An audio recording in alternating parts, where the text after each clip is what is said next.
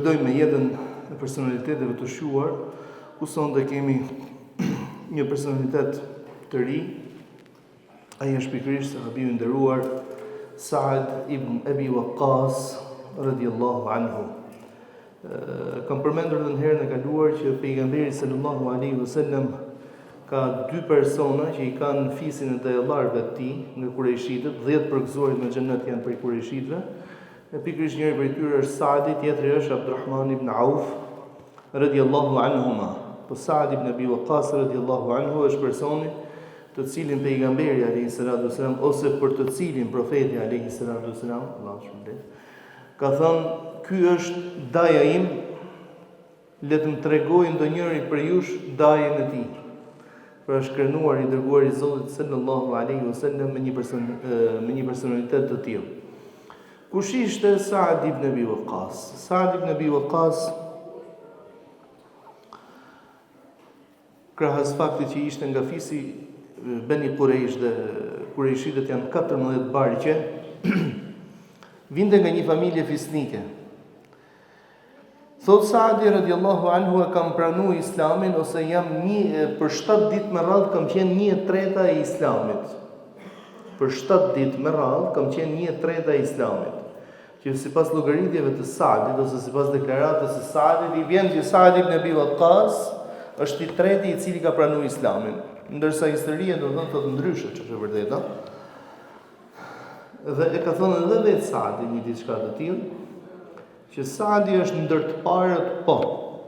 Që Sa'di është i 4 i mashkull që është bërë musliman edhe kjo, po. Thot Sa'd ibn Abi Waqqas radhiyallahu anhu, pra si e ka pranuar Islamin ky zotni. Thot pash në ëndër një errësirë të madhe. Në fund të errësirës një dritë. E tek ajo drita pash Ebu Bekrin, Zeidin, Aliun, për që të tre këto janë bërë musliman para Sa'dit. Kur u zgjova, ai profeti sallallahu alaihi wasallam ftesën e tij për në Islam e kishte të fshehtë. Ndaj dhe pyeta se ku mund ta gjej Muhammedin alaihi salam. Thot dhe shkova tek i dërguari i Zotit sallallahu alaihi wasallam, sa ishte Sa'di në atë kohë, 17 vjeç. Dhe e pyeta dhe i thash, o Muhammed, çfarë është ajo në cilën ti fton? Dhe më tregoi pejgamberi alayhi salatu wasalam për misionin me cilin ai është dërguar, dhe menjëherë thash, dëshmoj se nuk ka zot tjetër përveç Allahut, dhe se ti o Muhammed je rob dhe i dërguar i tij. Kështu vazhdoi rrugtimi i Sa'dit në Islam. Cila do të ishte sfida e parë dhe më e madhe e Sa'dit që mund të përballte një person fetar? Nëna vet.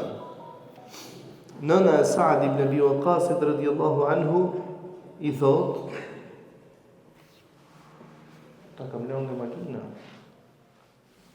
E ke ulsa.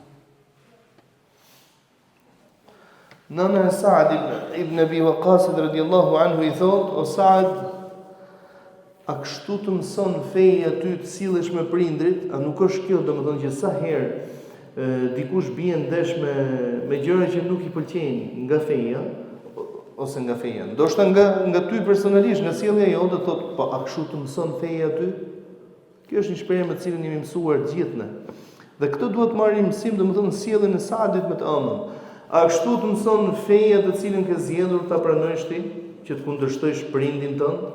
Për çfarë dobi dhe çfarë hajri mund të ketë një person i cili kundërshton prindin e tij? Betohem në Allahun thot, se as nuk do të ha, as nuk do të pi, derisa të vdes nëse ti nuk e lën këtë fe. Dhe thot Sa'di radhiyallahu anhu, dhe u përkeqësua thot gjendja e nënës time, as nuk hante, as nuk pinte. Thot ai sa ja hapnin gojën me zor, dhe i fusin domethënë diçka për të pi, për të lagë fytin me zor, pra shkoi puna deri në vdekje. Çfarë i thash, do t'i thash, oj nëna ime, shikoni tani njeriu i cili është i vendosur në atë që ka zgjedh. Oj nëna ime, ti e din që unë ty të du pafund. Mi po edhe prindi nuk duhet të shfrytëzojë tash faktin që një fëmijë e respekton ashtu siç duhet, nuk duhet ta shfrytëzoni këtë fakt edhe gjithçka që mund t'i prishet qefi, domethënë me një herë kërcen dhe prindi. Dhe prindi nuk duhet të jetë i tillë. Oj nana ime, ti e din që unë ty du pafund. Por ajo që unë kam zgjedhur është diçka për të cilën nuk e lej për asnjë arsye. Oj nana ime, ha e pi, se pasha Allahun, sikur t'i kesh 100 shpirtra, jo një, po 100 shpirtra, dhe të shoh se si dalin një nga një shpirtrat, dije domethënë se unë nuk do e praktikoj këtë fe. Prandaj domethënë edhe po shkoj puna se ke për të vdek, nuk kam çfarë do i vdis. Ndërsa Saad ibn Abi Waqqas radhiyallahu anhu ishte një person i respektueshëm me ta. Mbeti respektues ndaj saj. Vion rrugtimin e tij Saad ibn Abi Waqqas radhiyallahu anhu duke emigruar drejt Medinës ashtu si shumë prej sahabëve të pejgamberit sallallahu alaihi wasallam. Dhe do të jetë njeriu i parë i cili do të gjuajë me shihet në Islam. Më parë kemi thënë që njeriu i parë i cili ka nxjerr shpatën për të ardhur në mbrojtje e profetit alayhi salatu wasalam, kush ka qenë?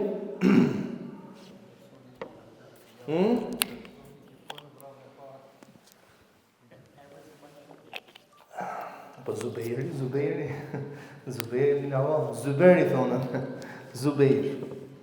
Zubejri është i pari i cili ka nxjerr shpatën për të mbrojtur profetin alayhi salam, ndërsa Saadi është i pari i cili ka gjujt me shigjet me hark në Islam. Ç'vlerë ka kjo?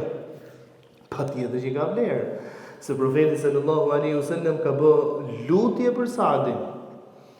Dhe ka tregu domethënë që kishte një dashuri të madhe për të, kur i ka thënë irmi fidaka abi wa ummi. Gjuaj hidh shigjet tu bëft kur bën nana e baba im. Thotë nuk e ka bë një shprehje të tillë pejgamberi alayhi salatu wasalam për askënd. Ai shumë e ka vlerësuar domethënë Saadin në rastin konkret.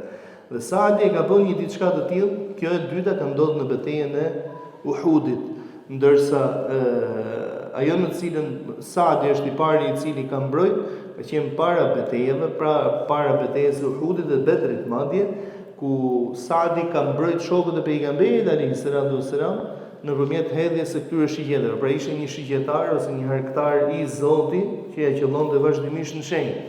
Saad ibn Abi Waqqas radhiyallahu anhu jetoi jetën e tij si një besimtar i ndershëm, si një njeri fisnik, si një njeri trim, si një njeri i cili gëzonte dashurinë e profetit alayhi salatu wasalam dhe gëzonte dashurinë edhe të shokëve të tij.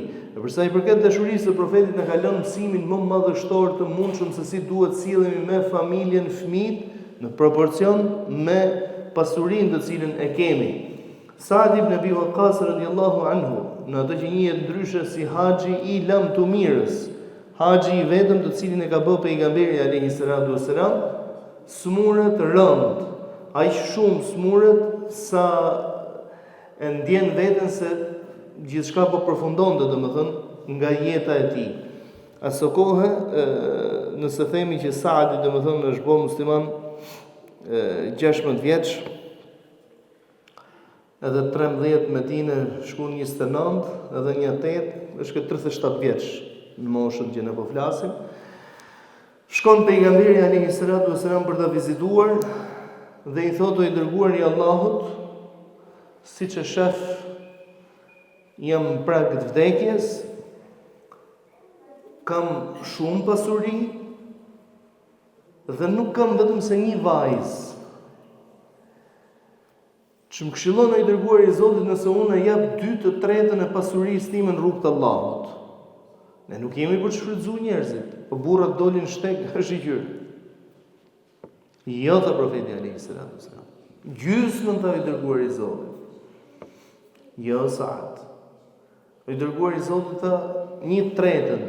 1/3 tha dhe 1/3 është shumë. Pra ky është kufiri që ka vendosur pejgamberi alayhi salatu wasalam. Dije Saad se ti lesh domethënë mos bollogarit se jo po kam 1, jo po kam 10. Dije Saad se ti lesh domethënë familjarët e tu të pasur është më e mirë dhe më me vlerë tek Allahu subhanahu wa taala se sa ti lesh ato të varfër, duke u lyp të tjerëve. Por unë mendoj o Saad se ti do të jetojsh gjatë e Allahu ka dhënë fëmijë shumë. Nga ky çast sa vite jetoi Saad ibn Abi Waqqas? Ja, 120. Si jemi ke 120 që akoma. Në sahabët e pejgamberit alayhis salam ka 14 vete që kanë jetuar 120 vjeç. Po jo Saadi. Saadi ka jetuar 85 vjeç. Nga ky moment ka jetuar 47 ose 48 vite. 47 vite, nga 45 në 47. Dhe Allahu i fali shumë fëmijë. Vazhdoi i tillë në jetën e pejgamberit alayhis salam si një flamurtar i kësaj feje, si njëri fisnik, si njëri bajraktar. Me vdekjen e pejgamberit alayhis salam dha shembullin që e vlerësoi kush? Ebu Bekri radhiyallahu anhu. Kur kanë shku në Saqifet Beni Saide quhet, ose qoshja e fisit Beni Saide, aty ku zgjidhet Ebu Bekri radhiyallahu anhu i pari i muslimanëve, aty është Saad ibn Abi Waqqas dhe aty është dhe Umar ibn al-Khattab. Dhe ngrihet Ebu Bekri radhiyallahu anhu dhe ka folur aty, ai sa thot Umeri, sa herë doja të ndërpreja që të flisja unë, më bënde me shenjë, domethënë Ebu Bekri dhe fliste Ebu Bekri dhe vallahi thot ka thonë gjithçka kam dash me dhënë. Pra nuk la gjë pa thonë. Tha dhe në fund fare shikoni zotninën e rum. Ebu Bekri thot ka dy njerëz që unë ju ftoj të zgjidhni midis tyre. Ose Umeri ose Saad ibn Abi Waqqas. Dhe ngrihet thot Umar ibn al-Khattab radhiyallahu anhu, i jep dorën e Ebu Bekrit dhe thot nuk zgjidhet askush i pari muslimanëve duke qenë prezent Ebu Bekri radhiyallahu anhu. Ai që do jetoje domethënë ishte vlerësimi i kujt? Vlerësimi i Ebu Bekrit radhiyallahu anhu për këtë zotëri të nderuar. Vijoi Saadi të jetë në shërbim të fesë dhe në shërbim të atyre të cilët kishin marrë përsipër përgjegjësinë e fesë së Allahut subhanahu wa taala. Edhe në kohën e Umerit radhiyallahu anhu, ai sa në vitin e 13 të Hijretit, pra në fillimin e pushtetit të Umar ibn al-Khattabit radhiyallahu anhu, do të ndodhi dhe betejë e madhe që quhet ndryshe betejë e Qadisiyes, ku thyhen persët dhe triumfojnë muslimanët ndaj tyre. Në këtë betejë Umar ibn al-Khattab radhiyallahu anhu vendos që ta drejtojë vetë luftën. Mirë po me ndërhyrjen dhe këmbguljen e sahabiut të nderuar Abdurrahman ibn Auf, këmbgul fort dhe i thot nuk duhet të dalësh ti nga Medinja. E kam thënë dhe herë të tjera që në jetën e Umerit radhiyallahu anhu që politika e Umerit ishte ndryshe nga politika e Uthmanit. Politika e Umerit ishte që sahabët e mëdhenj sa më shumë t'i mante në Medinë, të mos i përhapten, ndërkohë që politika e Uthmanit ose vizioni politik i Uthmanit ishte që sahabët i shpërndante në treva të ndryshme që të shpërndahej dhe hajri. As donte të bënte hajër Omeri, patjetër, por e shifte që duke patur një vend të fortë, pra një qytet të fortë si Medinja, kryeqyteti nga ose truri, thon ndryshe domethënë i çdo organizimi, e shihte më të arsyeshme që ti kishte rreth vetes. Duke qenë se Abdurrahmani ishte nismtari dhe këmbgulsi që në asnjë mënyrë nuk e pranoi një diçka të tillë, i thot më sugjero. Thot ke Saad ibn Abi Waqqasin, Abu Ishaq e ka pas ky, Saad ibn Malik. Saad ibn Abi Waqqasin thot, e ke? Kështu që emroi atë në atë ushtri dhe ashtu ndodhi. Qadisia ka ndodhur në Iraku në sotëm, aty ka ndodhur përballje madhe, ku Saad ibn Abi Waqqas, me krye Saad ibn Abi Waqqas përballet me Rustemin e famshëm, një komandant legjendar pers, i cili do ta ketë betejën e tij të fundit dhe do të thyet domethënë nga Saad ibn Abi Waqqas, por me një dallim që Saad ibn Abi Waqqas në këtë betejë nuk kishte mundësi, duke qenë se ishte i smur, nuk kishte mundësi të qëndronte në kajl. Dhe ka drejtuar të gjithë betejën nga kampi. Këtu ka ndodhur dhe diçka e çuditshme në mesin e sahabëve, është një person që quhet Abu Mihjan ose Abdullah al-Himar. Abdullah Gomari i thoshte ndryshe, domethënë se pinte, ishte pianec. Në kohët pejgamberit e kishte pi, në kohët e Abu Bekrit e kishte pi, në kohët e Omerit e kishte pi, pra se kishte lënë alkoolin, kishte marrë ndëshkimin vazhdimisht. Mirë po ishte i tillë person që profetin alayhis salam i jepte gëzim, i jepte hare. Pra mbi të keqen që kishte, dhe profeti kishte thënë për të, kur Khalid ibn Walid në një çast e ofendon, thon ndryshe, si më thon, pianez i qelpët, apo janë gjëra të kësaj natyre, thot mos ai e don Allahun dhe dërgumin e tij. Umeri radiallahu anhu ja çon Saadit peshqesh se nuk kishte ç'ti bënte. Pra e merrte ndëshkimin, e merrte dënimin, vazhdonte avazin prap. Thot edhe duke luftuar në këtë betejë, Abu Mihjan është me gjëra të habitshme, të themi drejtën. Thot ditën luftoi dhe me persët, natë shkoi të tupi me to. Se si e gjente gjuhën, domethënë, shkonte e pinte me to. U gatitin bashkë. Ai sa përcillet për të në betejën e Khayberit, thot kur pejgamberi alayhis salam e ka derdh venën, do u bë pellg, me të vërtetë u bën pellgje me verë, thot u ulte Abu Mihjan ashtu siç ulet kali të pi ujë. Mos më çu dom. Saadi nuk i pa hall vetes se pa të lidh, e pa të prangos. Dhe thot, domethënë Saadi i thot Abu Mihjan i thot bashortës së Saadit, pash zotin, thot, se vetëm ky kishte ngel aty, Saadi që ishte i smur, edhe gra, nuk kishte tjera. Pash zotin, thot, se nuk ka lezet të ri i prangos. Ai ishte luftëtar i Zotit. Më liro të shkoj të luftoj, se pasha Allahun, po nuk u vrava, po nuk rash dëshmor, kam për të ardhur më u lidh vetë aty. Ashtu ndodhi. E liroi e shoqja e Saadit, u masku, pra nuk e njofti askush, dhe Saadi që sepse ky u bë shkaktari i fitores së muslimanëve, dhe Allahu subhanahu wa taala domethënë atë urtësinë e fitores, dhe Saadi që e shifte nga larg dhe thotë, "Ore, kalin e njoh se o kali im, po kalor si kush është." Thot kur erdhën domethënë u kthyn pas fitores, Saadi duke i përgëzuar të gjithë, thonë domethënë që kush ka qenë kalorsi, as njëri nuk i kishte njoh, se ishte i masku. Do zot shiqur thot, po me lajket nuk erdhën me mor kalin tim. I thotë shoqja, thot, unë e di thot se kush është, por fillimisht domethënë që të them se kush është, duhet më shpajsojsh mua, s'keja si punë më. Pse do të shpunga me ty? Jo, mi besën herë, ta kam dhënë besën thot. E bu Mihjan. Gamori thot Saadi, se Gamori thoshin gjithë. Gamori. Po vallahi thot ai. Ashtu siç ishte motociklet thot u çu, shkoi e zgjidhi me durrët e veta. Thar Allah dhe me pejgamberin se këdo. Me Abu Bekrin jo, me Omerin jo. Unë zdidha se që me bo me ty. Vetëm i gjodha kam dhënë. Se s'kemi që me bo me ty. Të paktën dhe kur ke për të pi, po më spjerë dhe në sy të rogëve se bo është model për tjerë, se thonë njerëzit dhe më thonë, shi, sahabi i pejgamberit të pi. E në unë dhe sot e tutje nuk e pi mo. Dhe e la. E fitoi Saad ibn Abi Waqqas këtë betejë, theu perandërinë e dytë më të madhe, ato që të cilët garojshin bizantinët dhe persët garojshin gjithmonë me njëri tjetrin se kush ishin komandantët e botës në të vërtetë. Mirë po, a u mbyllshin gojët e njerëzve? Kur do të mbyllen gojët e njerëzve? Gojët e njerëzve vëlla im do të mbyllet vetëm kur t'ia mbylli dheu, se s'mbyllet goja e robit. Dhe fillun, po, e fitoi Saadi betejën. Po Saadi i ka gratë, i ka kalamoj, domethënë i ka në shtëpi, nuk jo vra njeri, janë vra burrat tonë, janë vra baballarët tonë, janë vra vëllezërit tonë, nuk o vra Saadi.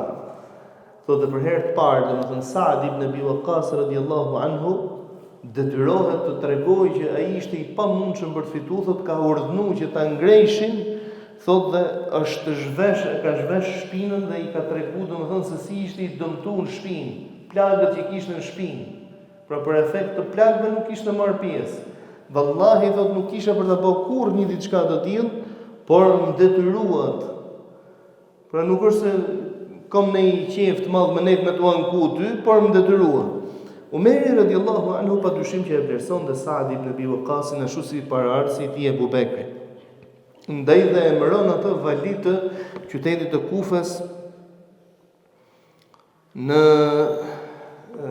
Irak, qytetit të Kufës në Irak.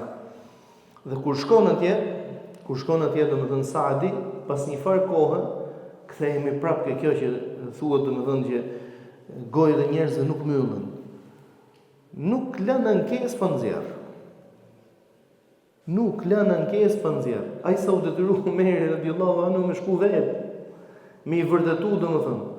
Or vëllezërit e mi, domethënë se ka ankesa që domethënë ka gjëra të cilat mund të qëndrojnë. Po paktën mos thuaj ato që nuk janë.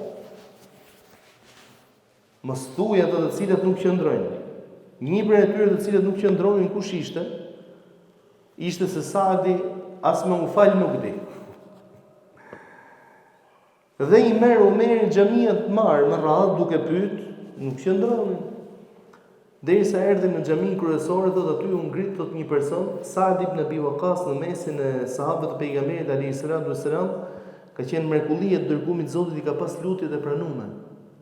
I kishte lutjet e pranuara, pra një lutje që ja bënte Allahu ishte e mbaruar. U ngrit një person dhe thotë, po Omer thotë, ky person nuk ma drejtësi, pra nuk është i drejtë, nuk gjykon drejt dhe nuk shërben drejt.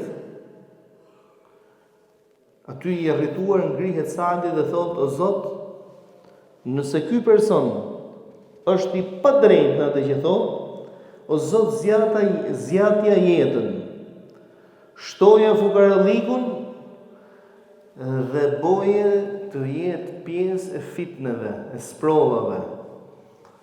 Thot, ky person ishte ndër më fukaret që kishte veni, jetoi ai gjatë, thot, sa edhe vetullat ishin zgjat ai shumë sa i bishin nga syt, domethënë nuk e lejshin me pa. Jetoi gjatë, thot, dhe plak i vjetër, ashtu domethënë imagjinoni diçka të tillë që i plak i vjetër thot, duke ngacmuar gocat e reja. Dhe kur i thonin që çfarë bën, se ishte musliman, lutja e Saadit thotë, lutja e Saadit se i hyn në hak. Kjo u bë shkak që Omeri radiallahu anhu ta shkarkonte çështë vërteta nga detyra, por Umar ibn al-Khattab radiallahu anhu kur nuk e shkarkoi nga konsiderata që kishte për të. Ndaj në prag të vdekjes, kur është plagos Umar ibn al-Khattab, ka lënë 6 emra, një prej tyre është Saadi. Dhe ka cilësu Saadin duke thënë, nëse Saadi pranohet, domethënë për qenë i parë, zgjidheni, se vallai unë nuk e kam shkarku Saadin se ka qenë njeri, se nuk ka qenë njeri i amanetit, se ka qenë i padrejt. Jo. Domethënë ashtu e pash të udhës, ndërsa Saadi gëzon një konsiderat të madhe tek unë. Kalon periudha Umar ibn Khattab radiallahu anhu, Saad ibn Abi Waqqas nuk e kalon pragun për qenë kandidati që do të dilte më pas Uthmani dhe Aliu radiallahu anhu, dhe në kohën e Uthmanit është i njëjti ai person i cili qëndron çfarë nevoje të ketë, Saadin do ta kesh nga dishmëri. Pra mjafton që njeriu ty të ofrohet për diçka të tillë, ka dalë borxhi pastaj. Një parasysh domethënë që dikush merr thotë ç'a duhet, amanet mu të parë. Më thuj mu, ka dalë borxhi, s'ka për ne të shi tjetri, mjes drejt dalë ty, ha, ke nevojë për gjë, a duhet gjë? Atë ka thonë. Burri për llafes kapet, se nuk kapet për i bishti, se s'ka bisht. Po kapet për i llafes. Ashtu kapet burri besimtar. Kaloi dhe periudha e Uthmanit. Me vrasjen e Uthmanit radiallahu anhu, Saad ibn Abi Waqqas radiallahu anhu zgjodhi domethënë një jetesë komplet ndryshe. Nuk mori pjesë as me Aliun, as me Muawiyen, me as një prej krahëve. Por zgjodhi domethënë të jetë njeri i pavarur, thot mori i tuf deve, i tuf dele, edhe shkoi në atë pronën e vet, në afërsitë e Medinës, domethënë, një pallat dikur kull, domethënë, që ekziston edhe sot e kësaj dite në Medinë. Inshallah kur të shkojmë në një ditë, u tregoj atje. Zgjodhi domethënë që të jetoj aty dhe aty jetoj. Mirë po kur ndodhen sprova të mëdha, sepse Saadi thash ka jetu pas gjithë këtyre sprovave, kur ndodhen sprova të mëdha, çfarë ndodhi? Ndodhi që Saadi u izolua atje, nuk u merrte më asgjë. Dhe i shkon i biri dhe i thotë, "O bab, çfarë bën re?" Pra njerëzit domethënë duhet me zgjedh se ku me qenë. Kurse ti domethënë zgjedh ti jesh këtu? Pra që jeti bëri delesh jeti që rri këtu? Pusha birë, thase, nuk i di shumë gjona di. Nuk i di shumë gjona. Pra nëse baba nuk të flet, nuk do të thotë se baba nuk din. Mëso prej heshtjes prindit. I shkon thot një afërm i vet dhe i thot, "O Saad, ti e din shumë mirë që 100.000 shpata i ke gati me dalë në krahun tëtë." Imagjinoni vëllezër, 100.000 shpata, domethënë 100.000 luftëtarë. Aq njëri me peshë ishte. 100.000 shpata i ke gati me dalë në krahun tëtë. Ti vetëm çohu më pra që të bëhesh ti i pari i vendit. Po tha, pranoj të çohen, por tha kom i kusht. Nga ato 100.000 shpata do të më gjeni një shpat që i dallon njerëzit që ky është musliman e mos ta vrasi shpata e ky tjetri është armik e në ta vrasi shpata. Një shpat po ma gjetë të tillë, pranoj të marr përsipër, domethënë të drejtoj 100.000 shpata. Në të kundërt do jetoj këtu me baktitë e mia, do të jetoj si i tillë, domethënë që nuk do të përzihem në asgjë, aq sa thuhet dhe përcjellet se Saad ibn Abi Waqqas i kishte thënë në shpatën që mos kishte armë, pra që nëse dikush do ta sulmojte, thotë mos tu përleshte as pak me të. Dhe kalon vitet dhe erdhi dita ku normalisht si çdo gjë e gjallë që gjallëria e cilës e ka një fillim, edhe Saad ibn Abi Waqqas radhiyallahu anhu përfundon ciklin dhe kapitullin e tij në jetën e kësaj bote, duke ndru jetë në moshën 85 vjeçare dhe duke u bart dhe duke u varros në varrezën e famshme të Beqis. Dhe subhanallahu Saad ibn Abi Waqqas është i tillë person që edhe në varrimin e tij, me varrimin e tij domthon u ka dhënë mësim muslimanëve, sepse u ngritën disa se ka pasur spica për herë. Domthon kështu kërpurdha që dalin mas shiut ka pas për herë. U ngritën disa të tillë se e futën xhenazën e Saadit e futën në xhami. Nuk ishin mësuar me i fal xhenazat në xhami. E futën xhenazën e Saadit në xhami dhe sa për kuriozitet kanë marrë pjesë në xhenazën e Saadit edhe gratë e pejgamberit që jetonin në atë kohë, si Aisha radhiyallahu anha, dhe i kanë falë namazin e xhenazës pa hyrë në xhami. Dhe kur e kanë futur në xhami dhe kanë filluar domethënë që çfarë bëni kështu?